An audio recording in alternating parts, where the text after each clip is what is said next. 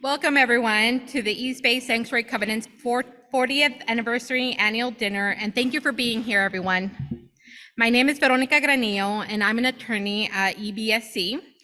We've been working hard at EBSC this year, providing free legal and social services, launching our Afghan support program, expanding our outreach to Latinx and Mom communities, and shifting the narrative around immigration through our Amplifying Sanctuary Voices and Oral History project. Hi, everyone. I'm Ella Banerjee, the Community Partnership Coordinator at Voice of Witness, and I'm also a member of the leadership team for Amplifying Sanctuary Voices, which is hosted by EBSC Sanctuary Covenant. We're so happy to be able to gather here in person together with all of you to celebrate 40 years of Sanctuary. We have a wonderful program for you tonight, celebrating the many people, including our honored guests and each and every single one of you here today, who have sustained the Sanctuary movement over the past 40 years. We also hope that tonight we can nourish ourselves for the important work towards immigrant justice that lies ahead of us. We'd like to start tonight by honoring some of our amazing Sanctuary movement artists, musicians, whose words and music inspire us on this journey towards social justice. First up, we'd like to honor Francisco Herrera. Francisco is a songwriter musician who has supported us for decades, singing at protests and events, always helping us to connect with our common vision and humanity, and helping to feed our spirits in the ongoing struggle for freedom and human rights. Francisco was actually present at our very first Sanctuary event through the Diocese of Oakland. We are grateful to honor him as one of our 40th anniversary Sanctuary movement artist musicians. And now I'd like to welcome Francisco to the stage.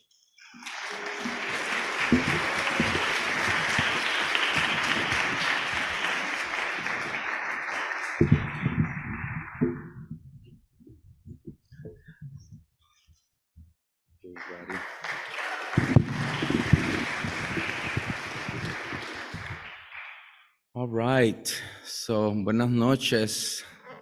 Tuwit tukaria bashi. That's a Yaqui language, yoeme. And well, I just have to say, in your programs, don't ever send your program stuff at midnight because you'll make mistakes. What this meant to say was Sanctuary Movement is a movement in which I was formed. And yes, I love the campaign for closing the School of Assassins. And the point I was trying to make, the School of Assassins created the need for the Sanctuary Movement because of all the murder and violence and anti-democratic behavior of our government. Our government is the drunk uncle of the human family around the world. And the Sanctuary Movement has been this movement of regular people, folks that decided we will not participate in genocide and we will not participate in crimes against humanity. We will not participate. And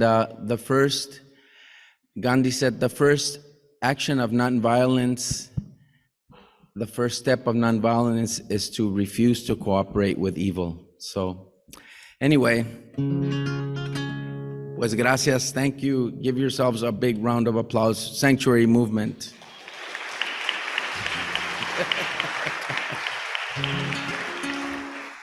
Y rapidito en Castilla, en español, nomás diciendo que este movimiento ha sido un movimiento en el que me he formado, haciendo el trabajo de no participar con los crímenes del gobierno de Estados Unidos, que el gobierno de Estados Unidos se ha vuelto el borracho del pueblo, ¿verdad?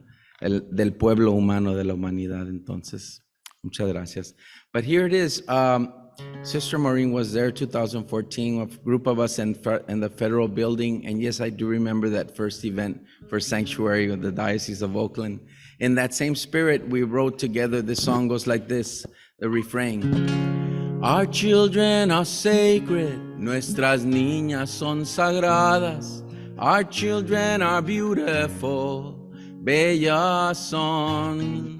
Our children are a gift, son el regalo más amado. Our children are sacred, sagrados son. ¿Se lo aprendieron? You learned it?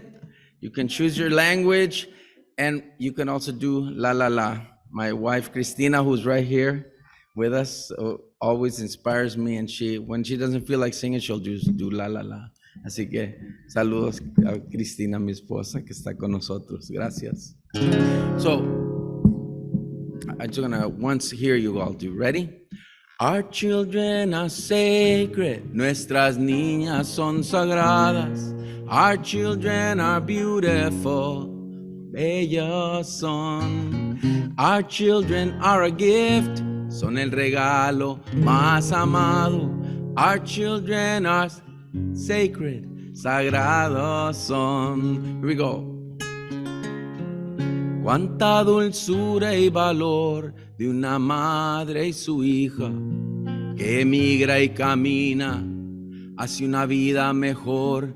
If this is really the home of the brave, may our gates now be open. For you had the courage to walk through a perilous fight with a child in your arms. Our children are sacred, nuestros niños son sagrados. Our children are beautiful, bellos son. Our children are a gift, son el regalo más amado. Our children are sacred, sagrados son. Y aquí están, cruzando fronteras, y aquí están, trayendo la verdad. Son la voz de amor y nuestra conciencia, pues por la violencia cruzando están todos. Our children say, nuestros niños son sagrados. Our children are beautiful, bellas son. Our children are a gift, son el regalo más amado. Our children are sacred, sagrados son. And here they come, eyes wide open to the violence we have caused. They come bearing gifts for a better tomorrow, healing the sorrow, opening heart. Our children are sacred, nuestros niños son sagrados. Our children are beautiful, bellas son. Our children are a gift, son el regalo más amado. Our children are sacred, sagrados son. Y aquí están, llenas de esperanza, de una vida con ganas de amar, pues son las maestras, doctores, artistas, madres ingenieras de un mundo de paz. Our children are sacred, nuestras niñas son sagradas. Our children are beautiful, bellas son. Our children are a gift, son el regalo más amado. Our children are sacred, sagrados son. Our children, we welcome and embrace the family, yeah, and give them a love. We declare sanctuary, yeah, building bridges, not a wall. Sanctuary, we all belong to the earth. Our children are sacred, sagrados son, todos sagrados son, yeah, ready. Sagrados son, stronger, sagrados son, sagradas son, ready. Sagradas son, por eso vamos a cuidarlos. Sagrados son, quererlos, amarlos.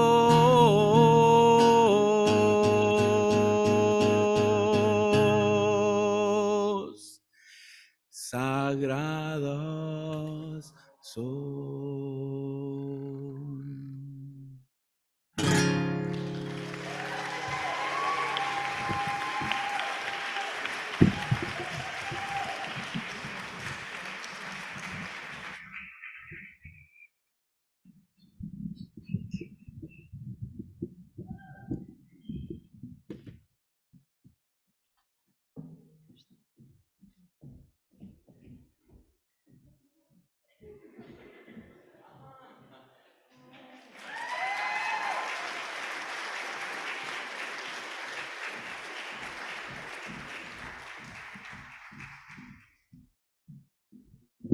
Can I get a hand another time for Francisco and how beautiful that was?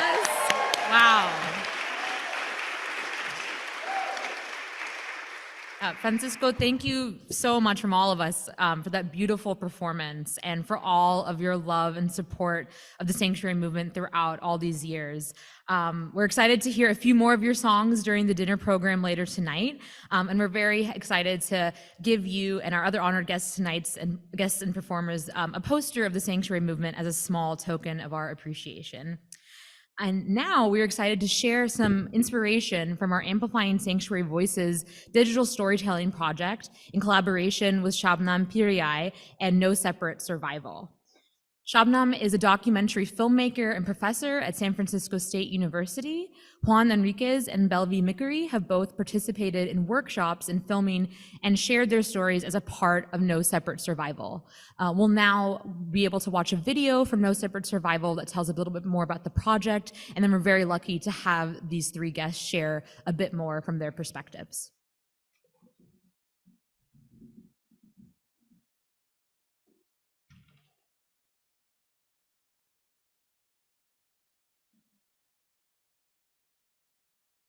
I crossed the border when I was 14. I was 21 years old when I left Mexico.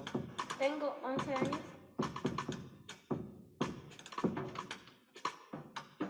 Being an asylum seeker, you may fear that your status will be canceled or not approved by a court. You may be sent back. Other children may be fearing that a relative will be sent back and you'll never see them again. This is very scary. Las 5 flores mágicas. Había una vez 5 flores mágicas que vivían en el bosque y poco a poco se marchitaban. Y un día se cortó una flor y las demás se pusieron tristes porque no solamente quedaban 4.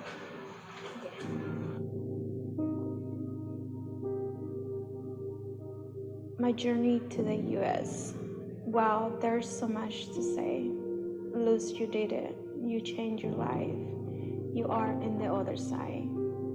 US is a place full of opportunities, but also a place that can be hard to achieve for so many people. When I look at myself, I look all those 100 miles that I walked in order to get here. I clearly remember.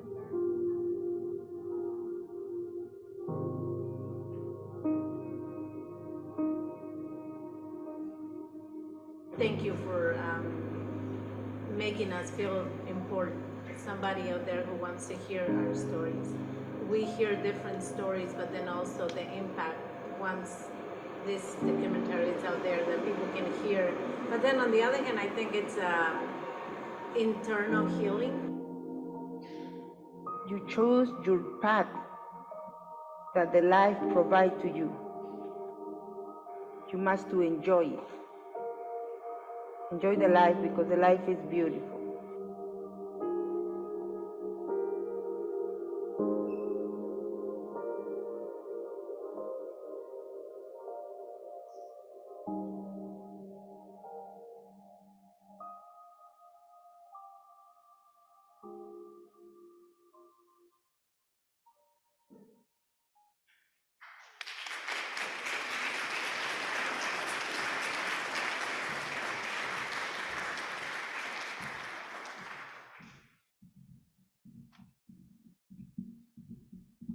Hello, everybody. I'm Shabnam. Hi, everyone. I'm Juan. And so what you just saw is a very small excerpt of a documentary film, a feature-length documentary film I've been working on for 4 years, entitled No Separate Survival. And the film is about asylum seekers across the US-Mexico border. And one thing that was very important to me at the start of this film was figuring out how I could get the participants of the film to tell their own experiences, their very nuanced point of view, in their own words. And so what we implemented from the start were these free video storytelling workshops, where they essentially made media that we're incorporating into this film. And so very early on in that process, I found EBSC, and it was love at first sight, because their heart and intentions are always in the best place. The people who they work with and who work at EBSC are so filled with love and compassion, and I could feel that. And that's a really big part of the work that I do as an artist and as a human in the world. And so we partnered together and were able to do several really beautiful video storytelling workshops that were very creative and healing and art forward.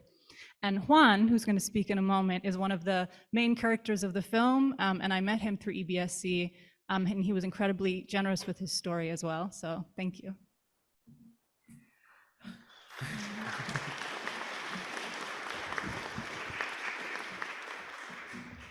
So I came to EBSC, I believe it was around 2018. I started out as a client, community member, looking for help. Little did I know that EBSC would change my life forever. I got asylum, now I have my residency, and I am part of the team.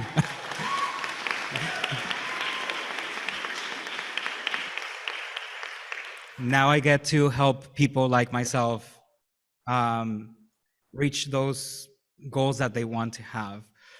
And it's honestly a blessing. I wouldn't be able to do it without anyone at EBSC. And meeting Shabnam was one of the best things as well.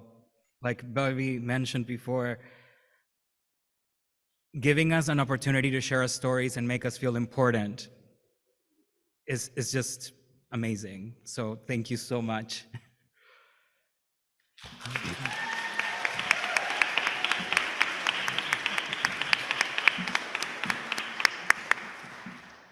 Good evening, everyone.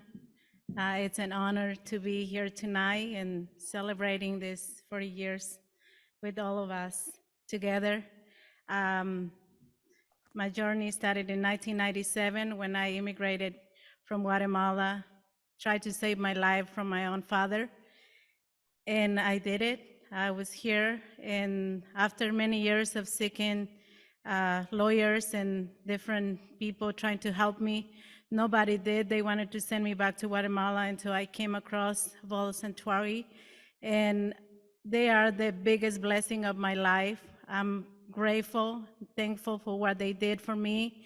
In 2014, we started the process with lawyer Kavina, and she did everything she has to do. In 2018, I had my work permit.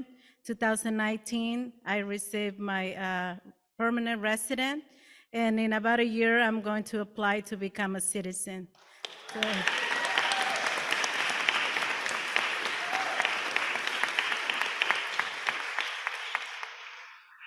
I just want to thank all the staff for all their hard work, because they really put their heart into helping others, helping these communities that we have different reasons why we left our country behind.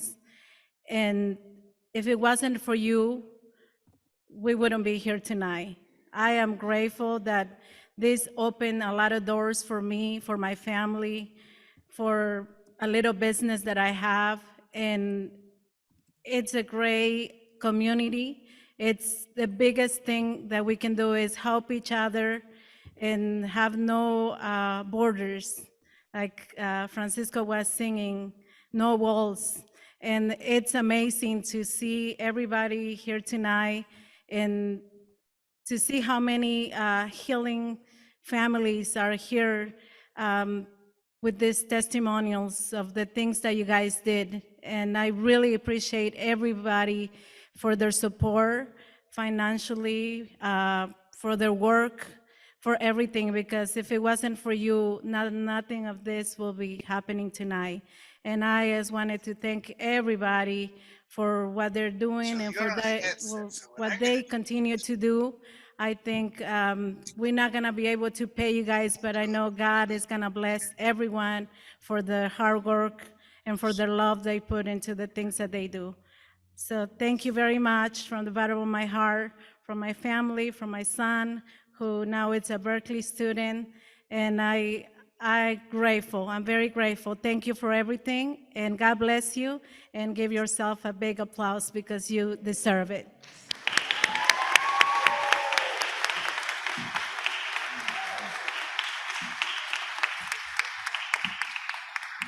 Sanctuary violence is holiness to me, and I'm enlarging the picture. Okay, Wow. I'm just taking in those stories. Thank you to Shabnam and Juan and Belvi and the entire ASB team for your beautiful work to amplify the voices and the stories of our community members and to create narrative change in broader society, which is so important for this fight towards social justice. So thank you all so much for the work you continue to do. In that spirit of sharing stories and sharing art, we'd like to now highlight another artist in our EBSC community, Alondra Torres Arenas. She is a first-generation college student at UC Berkeley and is also a member of the EBSC outreach team, and she will be sharing an original poem. So please help me in welcoming Alondra to the stage.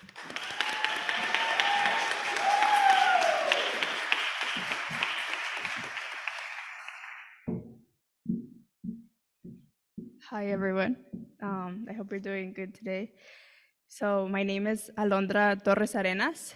I'm a first-generation student at UC Berkeley, and I'm in my third year. I'm a pre-law student and hoping to become an immigration attorney somewhere in the near future. I'll be sharing a poem with you that I wrote related to the immigration issues that we're facing today. My parents are Mexican migrants, and I spent a lot of my childhood in Mexico, so I've always felt pretty torn living here in the US. It's a unique experience to be a first-generation college student at the #1 public university because I see the inequalities. I experience discrimination even if I have citizenship rights. Every day, I wish that history would have played out differently so that I could feel complete. I could go on and on about my experience, but I'll share my poem with you now. So it goes something like this. No soy ni de aquí ni de allá. En México soy chicana, mexicoamericana, pocha y traicionera. En el norte soy una pinche mexicana sin valor, nopaluda y extranjera. Ni de aquí ni de allá en los ojos de la sociedad. Estoy perdida y dolida porque no sé hacia dónde correr. Ni aquí ni allá soy bienvenida. Mi piel morena y doble lengua me complica, pero entonces, ¿cómo chingados debo de ser? Ya no importa qué es lo que quieran de mí. Yo solo quiero vivir en las nubes llenas de armonía, pero no puedo. Nunca alcanzaré, nunca subiré, nunca lograré estar en armonía. ¿De qué sirve estar en armonía si ellos no lo están y ni lo estarán? Con estas pinches leyes que llevan a la muerte a mi gente. Porque es que encontrar cadáveres abrazados en el desierto de mamá y papá, hermano y hermana, tía y tío, hija e hijo, de conocidos y desconocidos y de nuestros seres queridos, eso no es normal. No es normal. No es normal llorar todos los días. No es normal ver morir cada día más. No es normal ver a nuestros niños atrapados en jaulas de perritos. No es normal separar a un niño de un papá o mamá. No es normal llorar y suplicar que nos dejen en paz. Solo queremos vivir al lado de nuestros seres queridos. Será muy difícil entender que nos hundimos cada día más en la depresión y en la enfermedad. Pinche sueño americano nos ha robado toda nuestra dignidad. Solo es trabajar y nunca descansar. Trabajar o estudiar. Trabaja hasta no respirar. Estudia hasta no mirar. Quémate las pinches pestañas para ver la libertad. Quémate todo el pinche día en el sol para poder volar. Volar, volar y volar hacia la libertad. Porque cuando dejamos nuestras casitas y nuestros seres queridos, volamos a la dichosa libertad. La simple libertad de tener el pan de cada día, de tener un colchoncito calientito para dormir y descansar, de tener billetito para comprarle un gusto a nuestros hijitos, de comernos un taquito, una pupusita o un tamalito el fin de semana, de ser libres de esta extrema pobreza y violencia que hunde a nuestros países. Pero no más, basta ya, basta de vivir en esta jaula de oro, esta jaula que a pesar de que está lejos de la pobreza y violencia de nuestros países, no hay manera de escapar. Solo queda luchar. Amá y apá, se los juro que voy a luchar. Porque aunque no soy ni de aquí ni de allá, ustedes me enseñaron lo que es no rajar. Amá y apá, ustedes cruzaron la frontera con el sueño de luchar. Gracias por no rajar. Por ustedes, ahora estoy aquí. Por ustedes y por todos los demás, voy a gritar y llorar sin dejar de luchar. Tal vez no somos ni de aquí ni de allá, pero lucharemos por la humanidad. Juntos derrumbaremos las malditas leyes que llevan a nuestra gente a un final. Juntos subiremos a la verdadera libertad. Juntos llegaremos a la armonía y paz. Juntos tumbaremos el pinche muro de Donald Trump. And also, just want to give a shout out to my parents that are in the audience.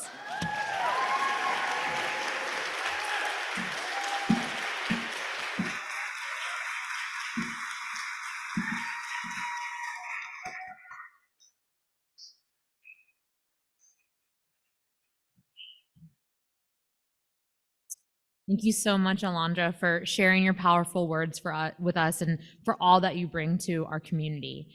I'd also like to now invite three other folks who are part of EBSC's outreach team to the stage. Crescencio Ramirez, Rosalba Lorenzo, and Martha Mendoza.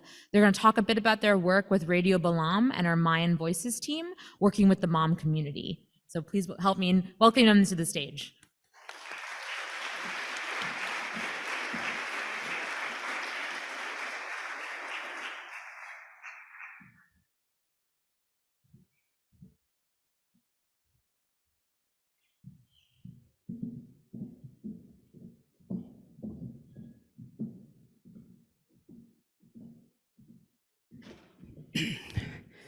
Hello, everyone. My name is Crescencio Ramirez, and this is my team, Rosalba, Marta.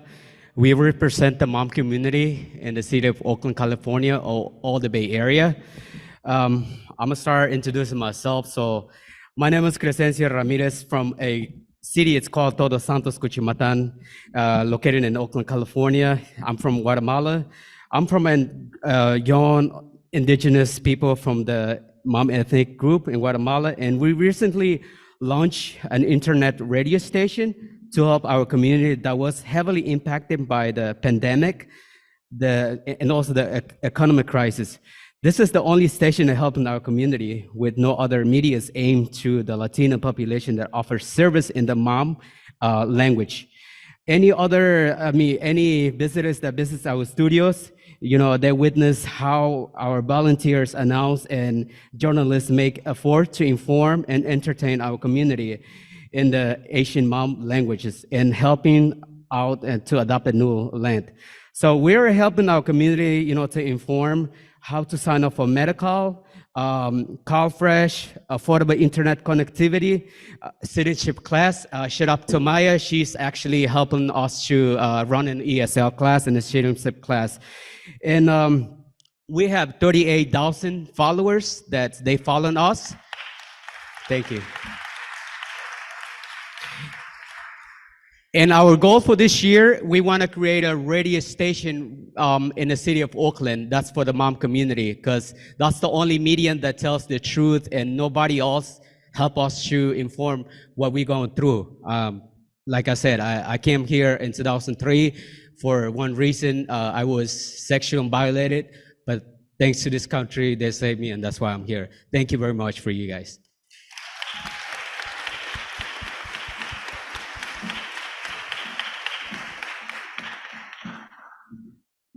Hola a todos, buenas noches. Hi, everyone. Good night. Mi nombre es Rosalba Lorenzo. No hablo inglés, por eso tengo a mi compañera Alondra que me va a traducir para inglés. My name is Rosalva. I work with the outreach team, the Maya Voices. I don't speak English, but I have my coworker Alondra who will translate for me. Estoy en el grupo de outreach, en el grupo de Voces Mayas, que estamos compartiendo con la comunidad Maya Mam, que habla solo el Mam, que es mi comunidad. In the Maya Voices team, we work with the Maya community, and we work with people who only speak Mam, which I am from the Mam community. Estoy muy orgulloso por este trabajo que hago para hacer entender a mi comunidad, para dar información correcta a mi comunidad. I am very proud of myself because I am part of this team and I am able to provide accurate information to my community. Hacemos presentaciones en iglesias y en la pulga de Oakland los sábados. We conduct presentations and tabling events at churches and the flea market in Oakland. Estoy muy contento estar a ese equipo y juntos vamos a salir adelante. I am very happy to be part of this team, and together we will get very far. Muchas gracias y que tengan un feliz noche. Thank you so much. Have a great night.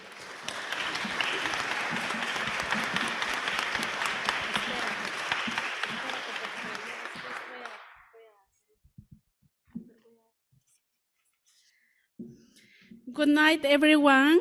My name is Marta Mendoza. I'm a native of Guatemala.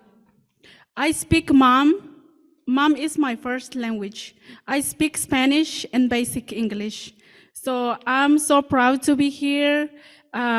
Especially, I'm so proud with East Bay Sanctuary, because East Bay Sanctuary gave me the opportunity to apply for asylum. So I got my asylum at 2012, and I applied for my residency and my citizenship. I thank God that now I'm a citizen.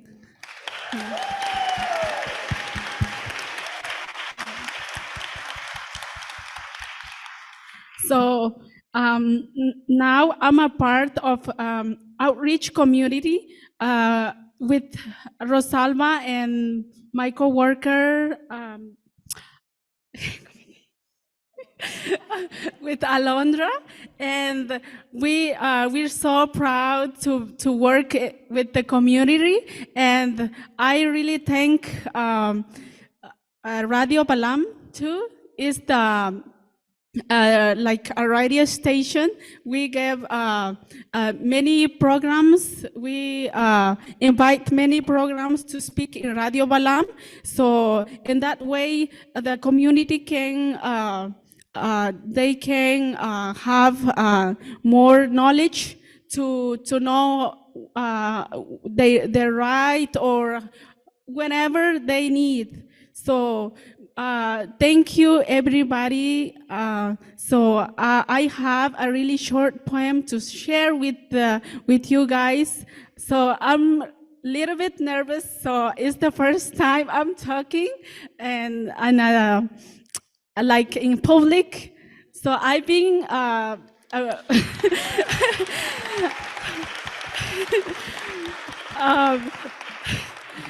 I've been talking in public, but not a really special person like you guys, and very like a few person. But now I see many happy faces now, and so I want to share a little short poem. So I came in this country missing my own home. Isn't it hard? Meeting new people, raising dreams, trying to speak in different language. Our life is never boring. New challenges every day. Thank you so much.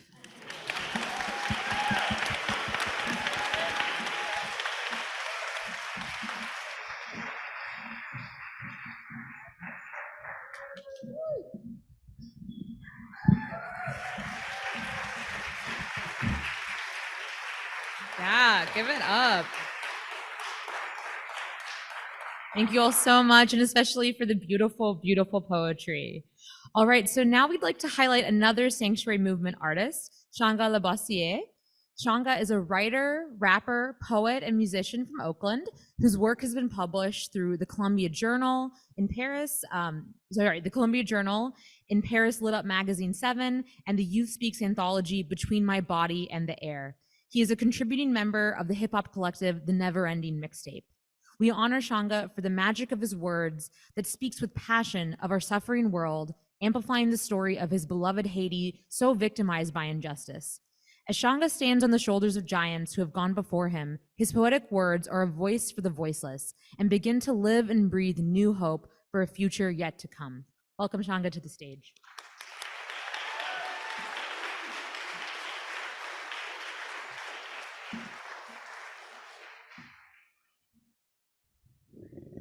Oh, there's a lot of y'all. Good evening. How y'all doing today? Tonight, excuse me. For sure. So, some of y'all might have known me longer than I know myself, honestly. Through these dinners, I would be one of the children in the back in the kitchen causing a bunch of ruckus, preventing people from cooking. So, I'm very much a product of this movement, of EBSC, of the Haiti Action Committee. And so is this poem. The places that my poetry has taken me, the opportunities I've gotten to learn in college and graduate school, it was through my experiences with this movement that got me to write this piece, and it's a piece that I hold dear. This is a call to empower. This is a call for truth. This is a call for accountability from the global powers that be. This is for Haiti.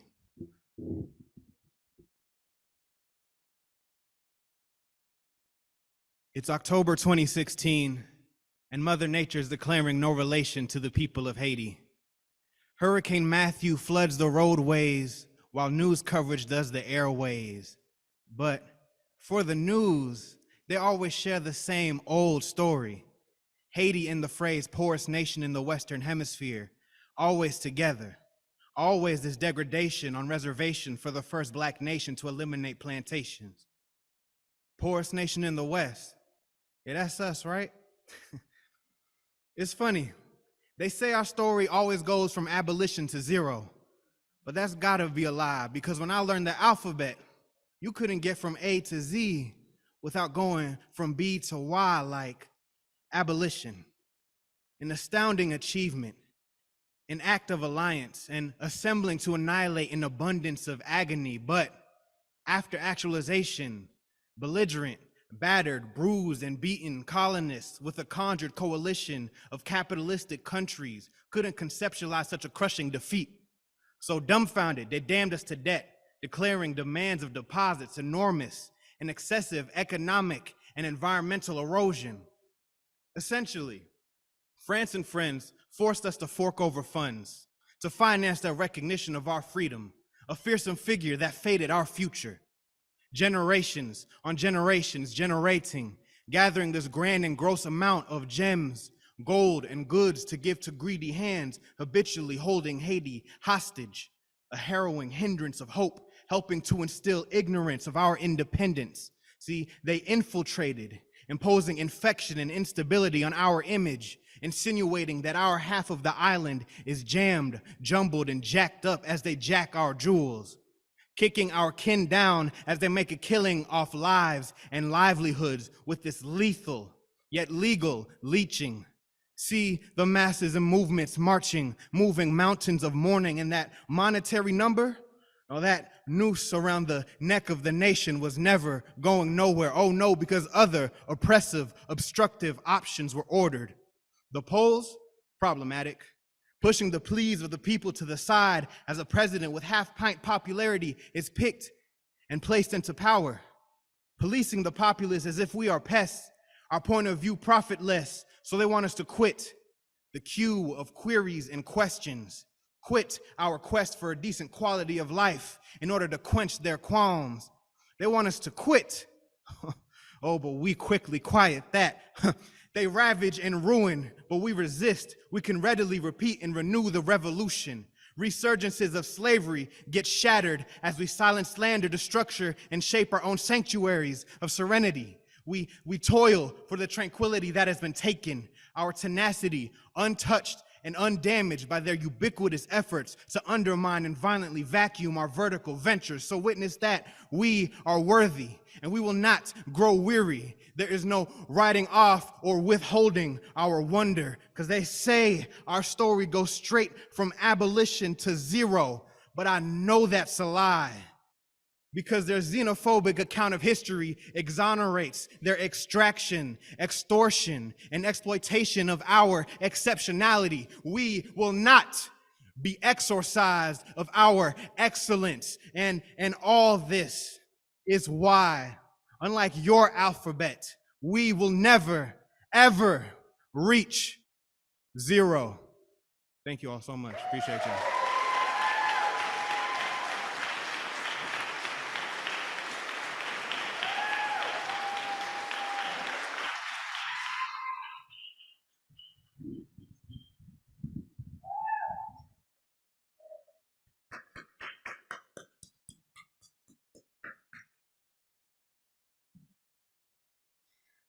Thank you, Shagna, for that powerful performance and for continuing to uplift all of us through your poetry. As Haitian President, Artist States has shared, alone we are weak, together we are strong, all together we are a flood.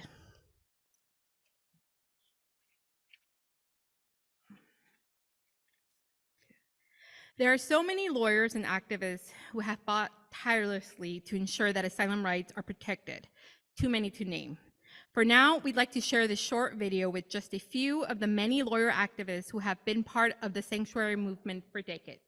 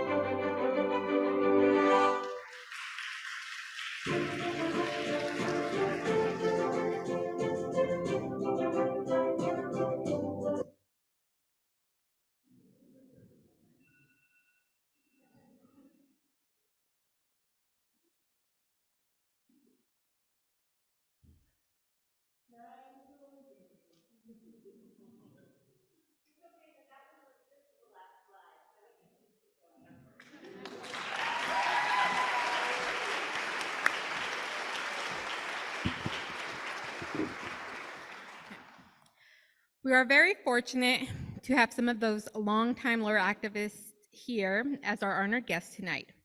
If you have been involved as a lawyer or an activist in the sanctuary movement for multiple decades, please stand as you are able.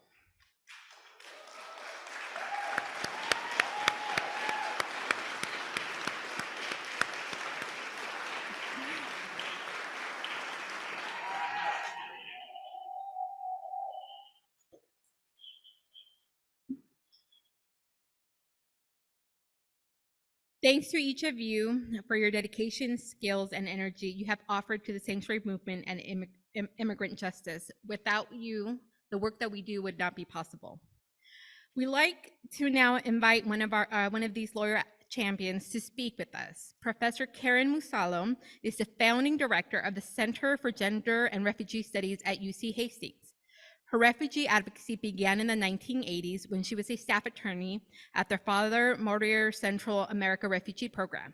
Since then, Karen has become a nationally recognized expert with an expertise and involvement in cases involving violence against women and girls. Karen was the first attorney to partner with psychologists in her representation of traumatized asylum seekers, and she edited the first handbook for practitioners on cross-cultural issues and the impact of culture on credibility in the asylum context. She has received numerous awards for her pioneering legal work. Since her earliest work on behalf of Central American asylum seeker, Karen has traveled regularly to the region and worked with in-country experts who have shared their knowledge to document conditions in the Northern Triangle countries in support of those seeking protection in the U.S. It is my great honor to welcome Karen to the stage.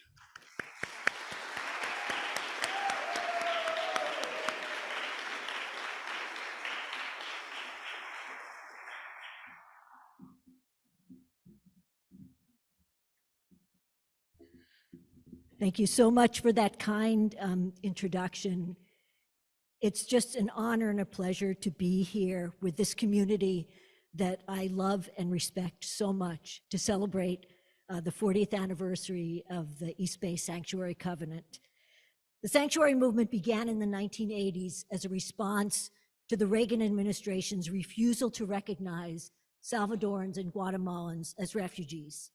Notwithstanding the massive human rights violations carried out by the governments of El Salvador and Guatemala, only a small percentage, 3.5%, of the Salvadorans and Guatemalans who arrived seeking protection were granted asylum. And it's no secret why the Reagan administration denied these cases. It was funding and supporting the very governments that were massacring its people. And to grant asylum would be to admit that. People of good faith responded, and a network of religious congregations known as the Sanctuary Movement formed, including 5 Bay Area congregations. And so that was also the birth of the East Bay Sanctuary Covenant. The Sanctuary Movement as a whole provided legal and humanitarian assistance and openly defied the US government, sponsoring and supporting undocumented Salvadoran and Guatemalan families. They were courageous and willing to go to jail for their civil disobedience.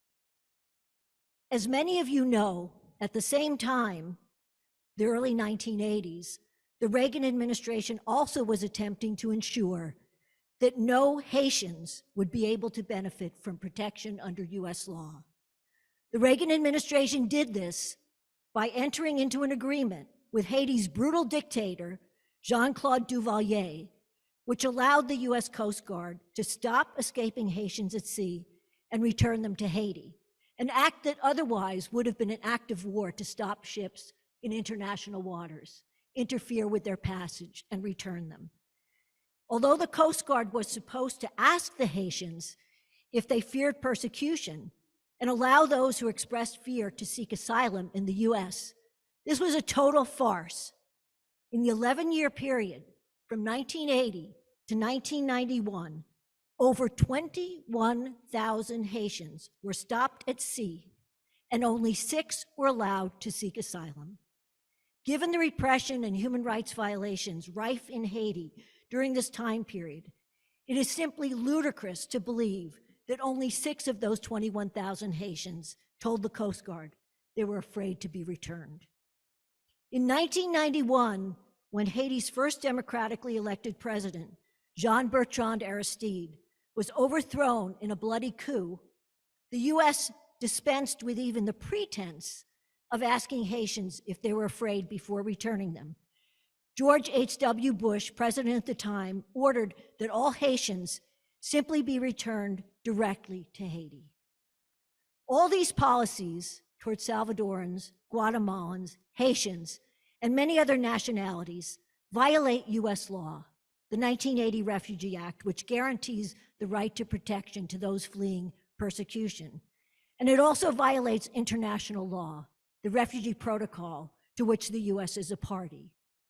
And as we discuss these unlawful and cruel policies towards asylum seekers, and here we've been really focusing Salvadorans, Guatemalans, and Haitians, we must remember how in every case, US foreign policy contributed mightily to the conditions which caused individuals to flee. Whether it was the 1954 overthrow of a reformist president in Guatemala, or the funding of brutal wars in Guatemala and El Salvador, or the occupation of Haiti in the early 1900s and the support of dictators, the US played a destructive role in each and every one of these countries, which makes it even more ironic and cruel, the treatment we give those people fleeing the fruits of our very cruel and unjust policies. I've mentioned former Presidents Reagan and Bush, but it's not only been Republican administrations that have ignored our legal obligations to refugees. President Clinton signed an immigration bill, the 1996 Illegal Immigration Reform and Immigrant Responsibility Act, which included many draconian provisions impacting asylum seekers.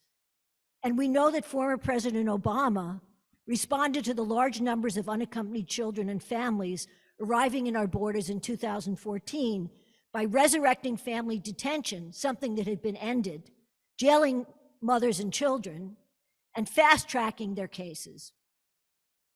But nothing in the past could match the injustice and cruelty of Trump. His administration intended not only to deny protection, but to destroy and dismantle the very system itself. The most draconian of these measures was the so-called Title 42 closure of the border to asylum seekers. This was done under the pretext of protecting public health during the pandemic. And under that policy, we've especially seen the cruel return of Haitians, again, with no opportunity to seek asylum, to a country really that is recognized to have a failed government, returning people to unthinkable conditions. And unfortunately, the Biden administration has lacked the political courage to reverse many of Trump's policies. The administration justified and continued Title 42 for almost a year and a half. And as many of you know, when Biden finally got up the courage and decided to end the closure of the border to asylum seekers, he was sued by Republican-led states, and Trump-appointed judges have ordered its continuation. There is no sugarcoating it. These are discouraging times. But the early 1980s, when the sanctuary movement began, were discouraging times also. Activists were put on trial for their resistance, but they were undeterred. And a big part of the reason they were undeterred was because they knew that what they were doing was right and just.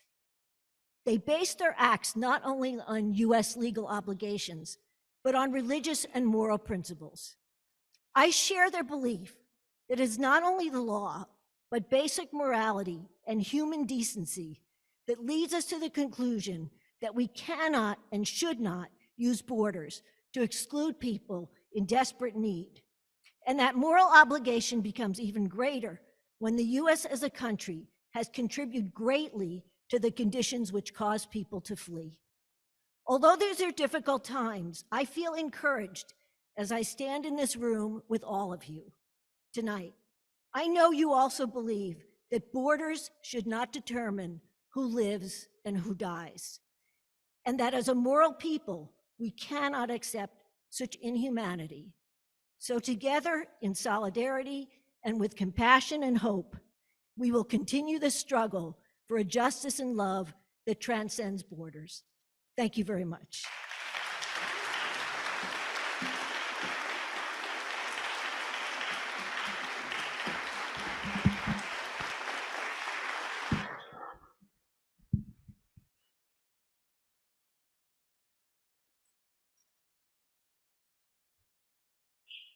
And once again, thank you, Karen, for all of your hard work and your inspirational leadership to the cause. The setting of the sanctuary movement has not only been in the streets and detention centers, but has also been in the offices and halls of elected officials. Berkeley was the first sanctuary city in the United States.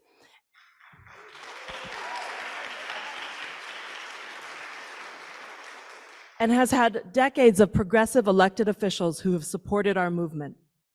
We would like to give special recognition to Diana Bone.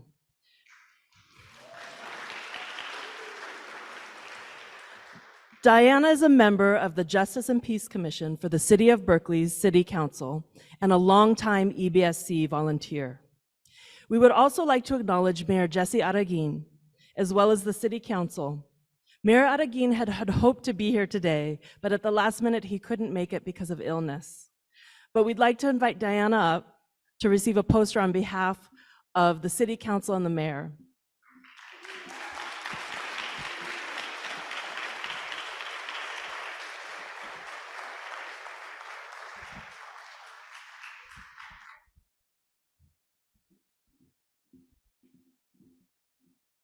I'll take the poster and the program to the mayor's office, make sure he gets it.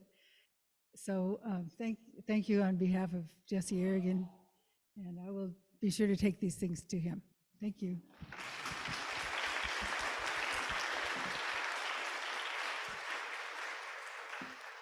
Thank you again, Diana, for all that you and the Mayor Araguin do for your ongoing support for the sanctuary movement.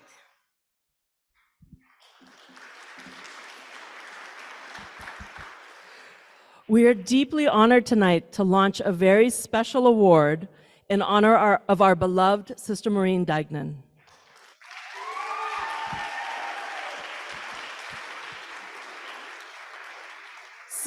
Sister Maureen Dagnan, OSF, is a member of the Sisters of St. Francis of Philadelphia. Prior to her formal work at EBSC in 1984, while she was still a student at the Graduate Theological Union, Sister Maureen volunteered in Oakland Jail, interviewing refugees and connecting them with pro bono lawyers. It was there that she met EBSC and became a part-time staff member. She helped to start EBSC's Speakers Bureau and sent delegations to refugee camps in Honduras to come back and then educate and mobilize congregations. She is dedicated to Haiti in a special way and is the vice chair of the Haitian Emergency Relief Fund, HERF. She co-founded Casa Esperanza in 1986 in order to welcome the stranger. She co-founded EBSC's Affirmative Asylum Program with Mike Smith and Berkeley Law in 1995. And she started EBSC's Community Development and Education Program, CDE, in 2006 with Manuel De Paz as manager. And she has served as EBSC's executive director since the year 2000.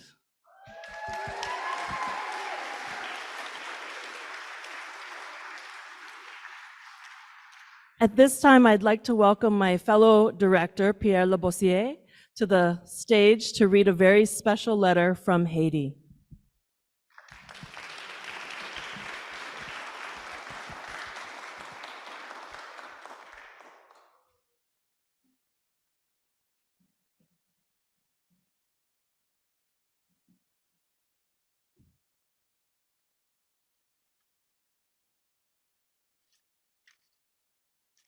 Sorry about that. I had the letter a little buried there.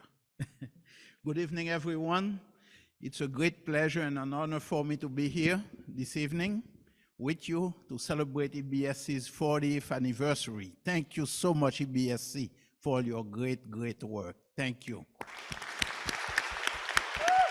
Thank you. And this letter is from the Université de la Fondation Dr. Aristide of Haiti, the Aristide University, the University of the Foundation of President Aristide, and it's called UNIFA for short, and it's addressed to Sister Maureen and EBSC. Sister November 5th, 2022. Sister Maureen Dagnan, East Bay Sanctuary, Berkeley, California. Dear Sister Maureen, from Haiti, UNIFA joins the East Bay Sanctuary community in celebrating your tenure as its formidable and visionary director.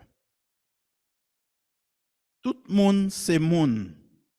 Every person is a human being, fuels your noble fight for justice and dignity for those in most need.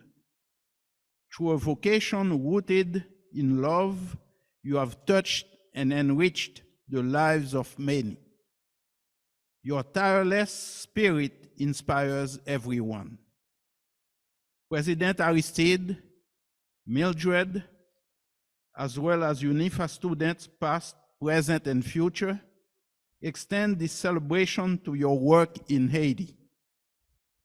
All our thanks for your support for our university, for your advocacy and defense of the incontrovertible truth that the path to democracy runs through the intersection of education and healthcare for all.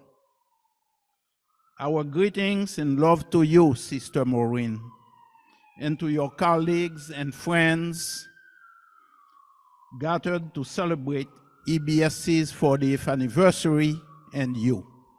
Thank you very much. And it's from the UNIFA. This is from the UNIFA family, President Aristide and his wife, Mildred Aristide. So thank you, Sister Maureen, for all that you do.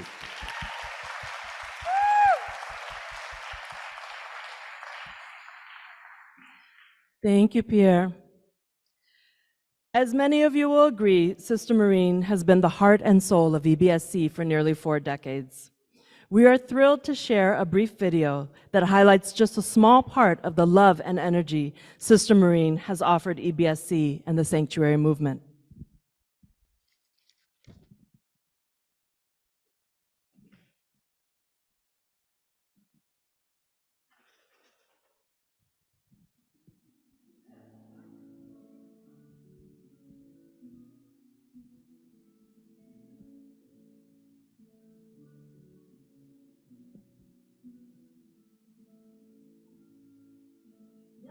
Stranger, try to be a friend.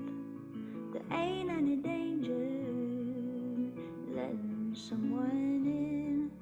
And sister says to give what we can give. It's in the shelter of each other that we live.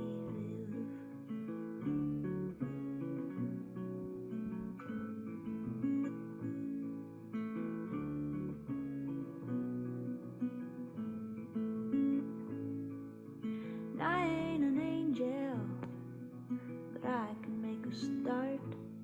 A little sanctuary resurrects my heart. And sister says the wonders never cease. In the shelter of each other we know peace.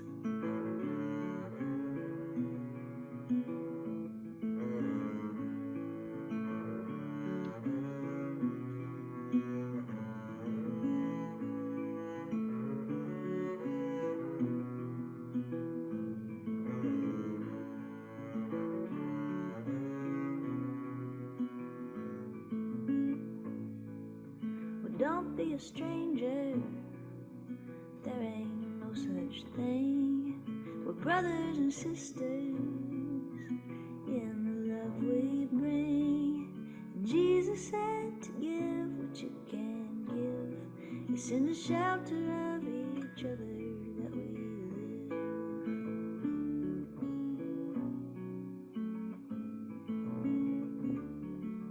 Jesus said to give what you can give.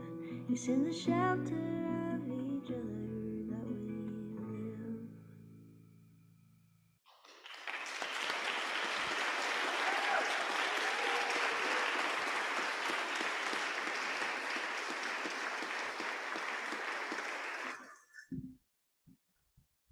So we now invite Sister Maureen to the stage.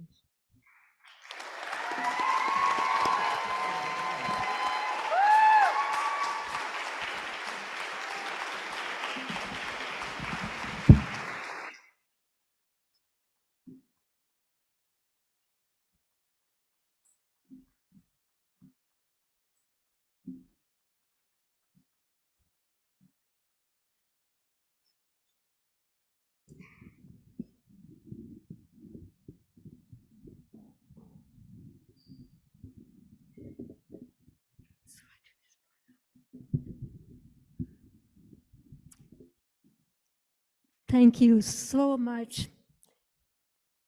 What a surprise. Hearing from Haiti, from President Aristide and Mildred and that family that I have become very close to. And then the movie, the song, I feel like a little bit like a rock star, little rock star.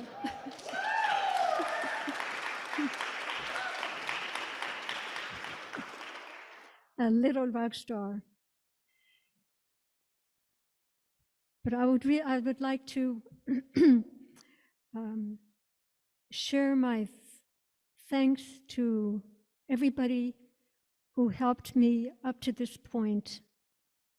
It has been my great honor and privilege to be part of the sanctuary movement and to be able to accompany the immigrants, the refugees, all the communities that came into my life over the years on their journeys to citizenship and a certain future, peace and love in their hearts. This has been my privilege, and I thank my congregation also for facilitating the opportunity to share in the sanctuary movement all of those years with its privileges and joys, beautiful people. So I am just so grateful and so moved. Thank you.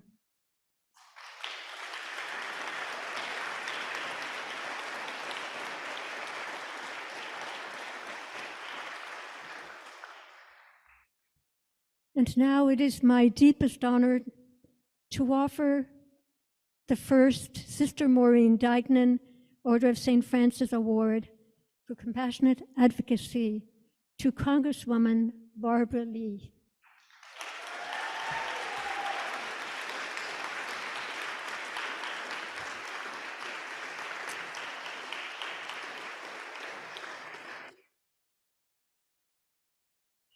We are incredibly moved to have Congresswoman Barbara Lee with us in person this evening.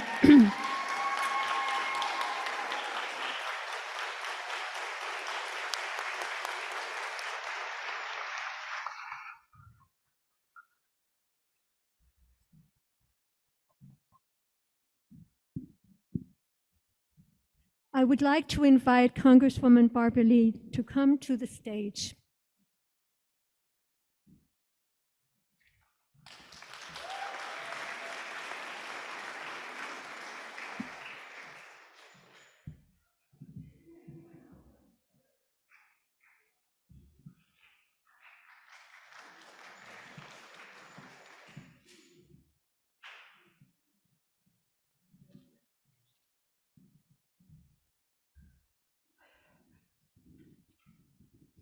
Well, good evening. First of all, this is such an honor, and especially in the midst of such a tough campaign, to be able to stop and be with you, Sister Maureen, and all of you, my brothers and sisters, to really thank you, first of all, for your work on behalf of our immigrant community. But Sister Maureen, we've known each other, oh my God, since I think the 80s, when I was working for the great warrior, Congressman Ron Dellums. That's when we first met. Worked with her on Haiti. Remember when President Aristide came, Father Aristide came to the Bay Area on the Haiti Relief Fund, and now I have the privilege to chair the Appropriations Committee that provides humanitarian assistance to Haiti, and we have a crisis now, as you know, going on. We're gonna keep fighting though until justice is done for the Haitian people.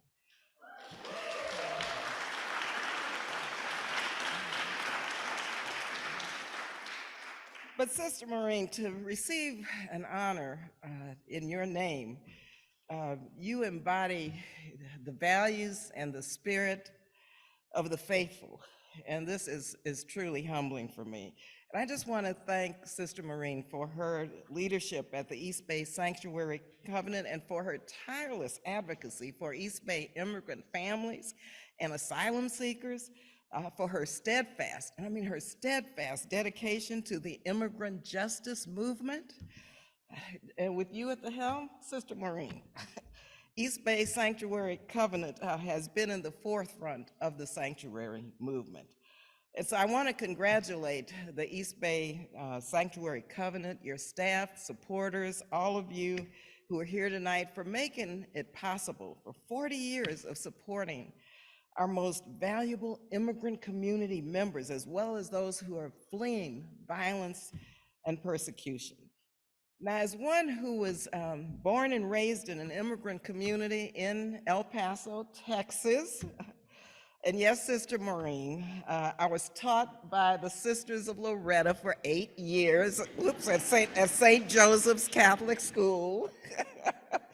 And so I share that because my understanding and my commitment to our immigrants runs deep within my soul.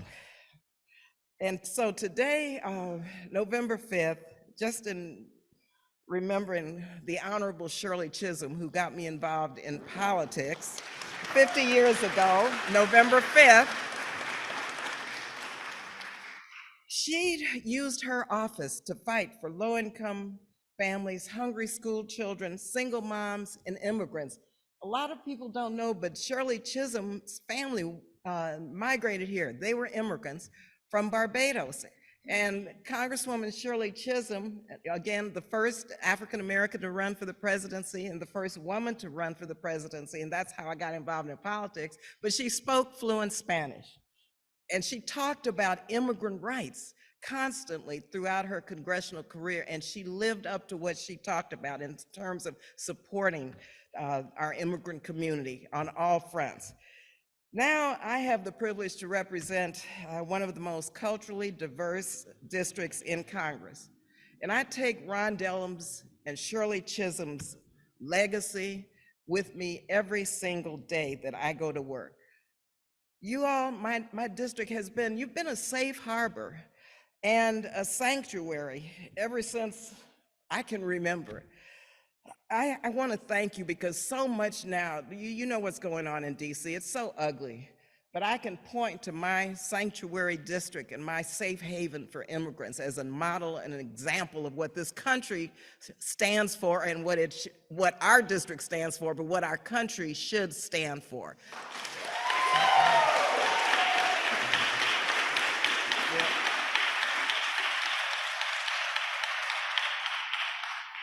And so, yes, I just want to thank you once again. And I just had to go to the scriptures for a closing, if that's okay, Sister Maureen.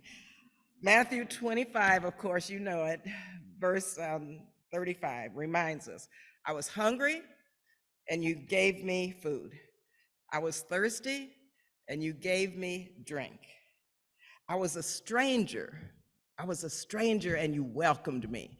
Thank you again, and may God bless you.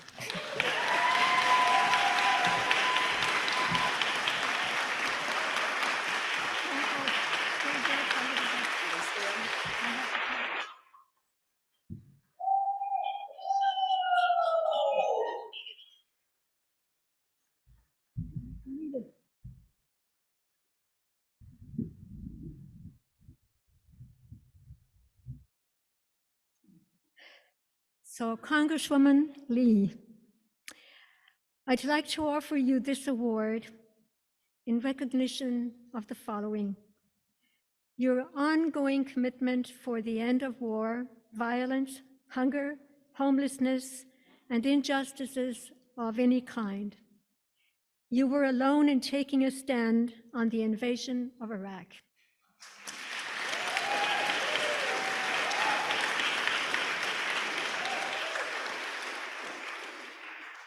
Your kindness and generosity in accompanying immigrants and refugees who have been separated from their families and their homelands. Thank you for receiving our delegation of TPS holders from the Bay Area in 2019.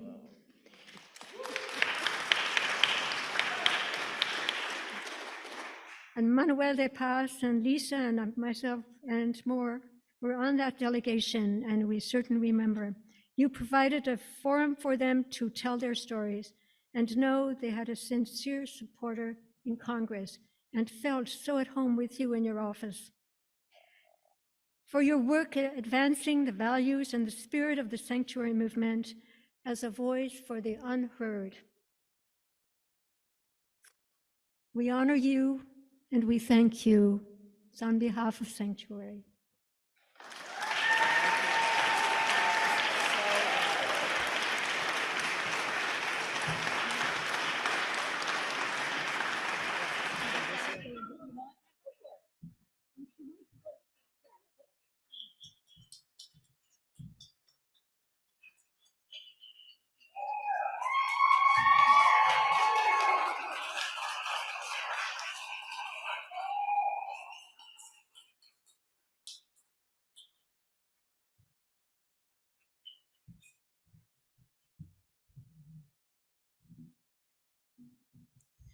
Thank you so much to Congresswoman Lee for your leadership and support of a path to permanent residency for immigrant community members. Thank you so much again.